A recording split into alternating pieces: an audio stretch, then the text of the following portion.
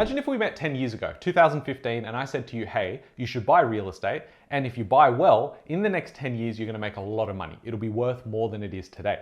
But you have to hold through a couple of really key events. And one of those key events will be a pandemic, which will cause interest rates to go down, but it will mean everyone's stuck at home. Everyone's gonna be fighting for toilet paper, but that's a byproduct of what's happening. No one will know when it's gonna end. Then we'll have lockdowns, and then we're gonna have interest rates rise at the fastest pace we've ever seen. In amongst all that, we're gonna see multiple wars breaking across the world, but I tell you that the prices will be higher. Chances are you're not gonna believe me and you won't even pull the trigger. And that's the problem with human psychology and emotions. So in this video, I'm gonna break it down into a couple of parts, showcase exactly how I think about real estate investing and investing in general, and then how you can approach it as well in your own lives when you're building out a strategy for going out and accumulating wealth. An opportunity is an opportunity that most people can't see. When everyone can see it, chances are it's not an opportunity anymore. So if you're interested in what my thoughts are, then definitely keep watching. Hey guys, my name's Ravi and welcome back to Personal Finance with Ravi Sharma. If you're new here, smash that subscribe button because I talk about real estate, personal development, and all things financial freedom. This one is for the guys that sit there and overanalyze things. Now you might be someone who actually moves quite quickly and you'll see the benefits of those, but for everyone else, and right now it's happening more than ever, is there's so much noise. In Australia, we're absolutely infatuated with real estate. I have a channel here that I talk about personal finance and real estate, and it's one of the largest real estate channels in all of Australia. And so I know the media know you love this stuff because it gets the most views. And so with that comes a level of complexity when you're actually going and investing. If you ask any sophisticated investor that's done really well, they will tell you that it's about speed.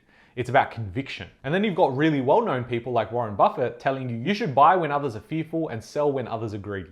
Now he talks about that more in the context of stocks, but the same thing applies here in real estate. I started this channel in Feb of 2020. So you can only imagine when I was coming out with my whiteboard videos suggesting this is the best time to buy, we're about to see the biggest boom ever. A lot of people in the comments were like, who is this new kid on the block? And why is he on my YouTube algorithm? Because he's an idiot. Now hindsight's a beautiful thing and it's worked out. But there's a real reason as to why I was so convinced. At 26, 27, having a portfolio worth almost $5 million and holding a lot of debt, I too was concerned, but I also knew that the fundamentals were there, and that's where the research comes in. But that's because I was very clear in my thought process and I was ready to move with conviction. Right now, we have so many content creators talking about real estate, we have media outlets talking about it, and then news spreads even faster. So it ultimately means that you're left in a stage of analysis paralysis. This is the worst place to be. If you think about life in general, and you look at it as a scale of 1 to 10, so if you say 10 is the happiest you are, you're loving life, you've got such strong conviction about what you're doing in life and being grateful for it. If you flip over to the other side at 1 or 2 on that scale, you would say, oh, actually, I've got no motivation, I'm really depressed, I don't know what to do, I can't get out of bed. And then you have everyone in the middle. Now, if I said that to you, most people at this point would say, my number 1 choice would be I'd love to be at 9 or 10. And the number 2 choice is definitely in the middle because I don't want to be at the end, which is 1 or 2. It sounds terrible. But when you're making a shift in your life, a lot of people sit in the middle. So they sit between 3 and 8. And that is the worst place to be because this is where complacency kicks in. You go, oh, yeah, this person says this person says this, I'm not gonna do anything. Because you know what, life's not that bad, I don't wanna take that risk. This applies in your work and applies in business as well. And so the people that have the strongest amount of conviction get further ahead because they're at the top end. And the ones that 1 or 2 need very little motivation to get out because they're like, what's the worst gonna happen? I'm already at 1 or 2. Best case, I end up at 3 or 4, and that's still better than where I am right now. But a lot of people sitting at 5 and 6 don't want to take the risk in case they fall to 1 or 2. Instead, they say, I'm never going to see 8 or 9. I'm just happy being complacent in my own life.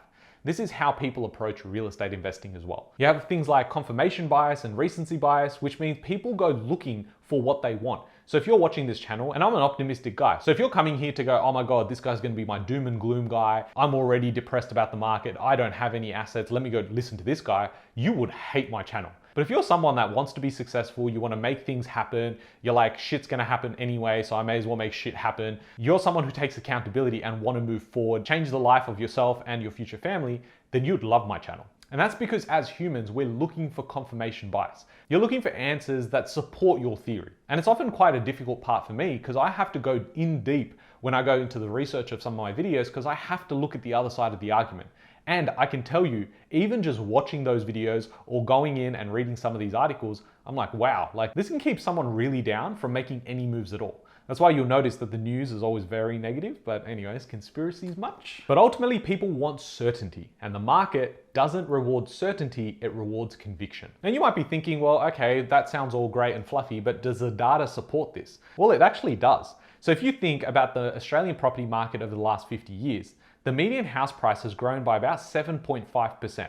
And that's even with some crashes that you had in the 1990s recession. You had the GFC, you had APRA coming in, tightening regulations, and then you had the lockdowns and the interest rates going up as well. In amongst all of that, over the last 50 years, it goes up by 7.5%. And according to CoreLogic, since 1980, Australia has had 5 technical national property downturns. So if you think about it, it's 1 in every 10 years. So it's about 90% of the time property prices go higher, 10% of the times it's going down. So there's a bit of a downturn. Now what's crazy is the average downturn lasted 9 to 12 months, and the average decline was 5 to 10%. So when you hear all these commentators and these articles coming out saying mortgage stress is through the roof and affordability is unbearable and the market's going to crash by 30%, it's a load of crap because it hasn't happened. Now it could happen, but if you look at history and you say, well, why am I going to bet against history and the markets? I'm better off being in the market and having an emergency fund, having the right strategy. If things don't go my way, I'm prepared for the worst case, but I'm planning for the long term and I'm going with the market. I'm not in the mood to bet against it. So you say, okay, my worst case is looking at 5 or 10% based on history. So even at the worst case, it goes down by 15 to 20%. Can I still manage my cash flow? Can I still manage to be in a position where I can get myself out? Well, if the average downturn only lasted 9 to 12 months, it means really you have to be able to hold your property for 12 months. And this is where it gets crazy because every single time we've had a downturn in the market, it's been followed by a massive boom. And I'm not talking about, oh, 1 year was great. It's multiple years of price appreciation. So that's what you need to take into consideration. If you can hold during the tough times, you get rewarded for the long term. And this is not because property became so much better over the next 9 or 10 years.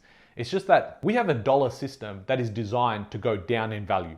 That's why you have inflation. I know people think they know what inflation is, but when you actually know how the money is absolutely corrupt and the central banks around the world are coordinating this absolute attack on people, especially the middle class, you understand that you need hard assets. Whether it's real estate, whether it's Bitcoin, you need to understand you need to park that money to hard assets. I talk a lot about real estate because that's my background, but I also invest in Bitcoin because I understand why it works. A lot of people have been looking at the price of gold and silver and they're like, oh, that looks good. And it's because it's hard assets. So people like looking at precious metals as well. Now, if you look at the stock market, for example, you're looking at from 1980 to 2024, it returned a CAGR, which is a compound annual growth rate of about 11%.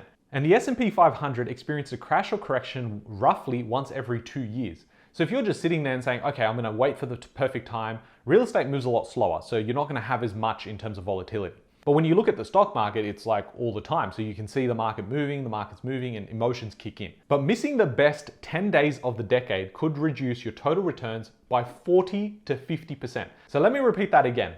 By missing just 10 days in the last decade, so 10 years, you would reduce your returns by 40 to 50%. This is why people can't time the markets. People go out there and say, oh, I'll handle your money. These financial advisors will go, oh, I'll do it for you. Chances are they're gonna be dog shit at it.